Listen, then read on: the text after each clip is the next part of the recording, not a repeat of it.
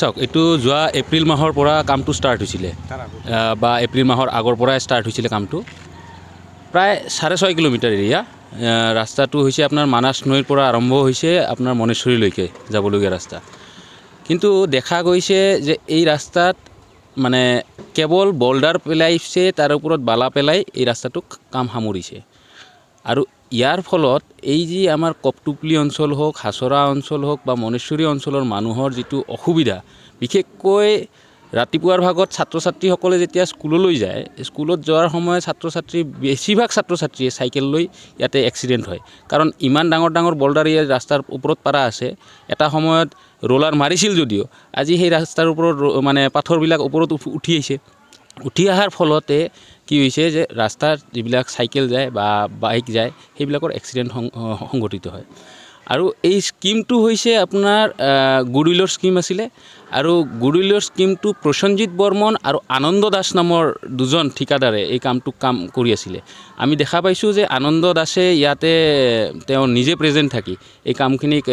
মানে দেখুনাৰ কামখিনি কৰিছিলে কিন্তু আজি এই এপ্ৰিল মে মাহৰ পৰা বা ফেব্ৰুৱাৰী মাহৰ পৰা যেতিয়া ষ্টাৰ্ট হৈছে ফেব্ৰুৱাৰী লাষ্টৰ পৰা ষ্টাৰ্ট হৈছে আজিলৈকে প্ৰায়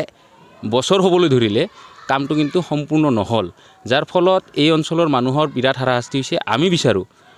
যে এই কামটো অতি সোনকালে হ'ব লাগে আৰু ৰাস্তাখিনি যাতে সোনকালে হয় আৰু এটা যেটো গুডউইলৰ যেটো স্কিম সেই স্কিম মতে যাতে কামটো হয়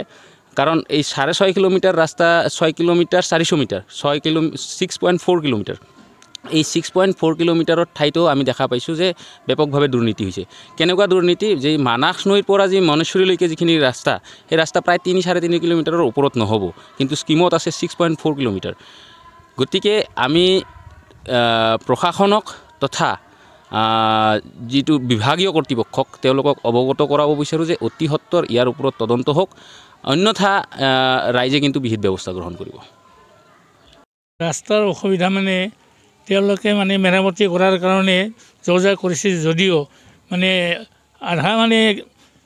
পাথৰ বালু দি পেলাই এতিয়া ৰাস্তা একদম মানে অহা যোৱা কৰাত খুব মানে অসুবিধা পেলাই দিছে আৰু সেইকাৰণে এতিয়া ল'ৰা ছোৱালী ইমান ছাত্ৰ ছাত্ৰী টাউনলৈ যায় বিজনী টাউনলৈ তাত মানে পিলপিলি হওক বাইকেই হওক চাইকেলেই হওক অহা যোৱাত খুব অসুবিধা হৈ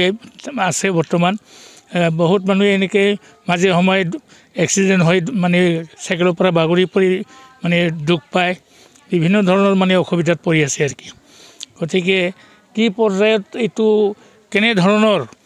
মানে ঠিকাদাৰে কাম কৰি আছে এইটোতো আমি ঠিকাদাৰক লগ নাপাওঁ এনে মহৰীক লগ পাওঁ যদি ক'লেও তেওঁলোকে কাণ সাৰি নিদিয়ে এই ধৰণে বৰ্তমান ৰাস্তা অহা যোৱা কৰাত খুব অসুবিধা হৈ আছে আৰু কি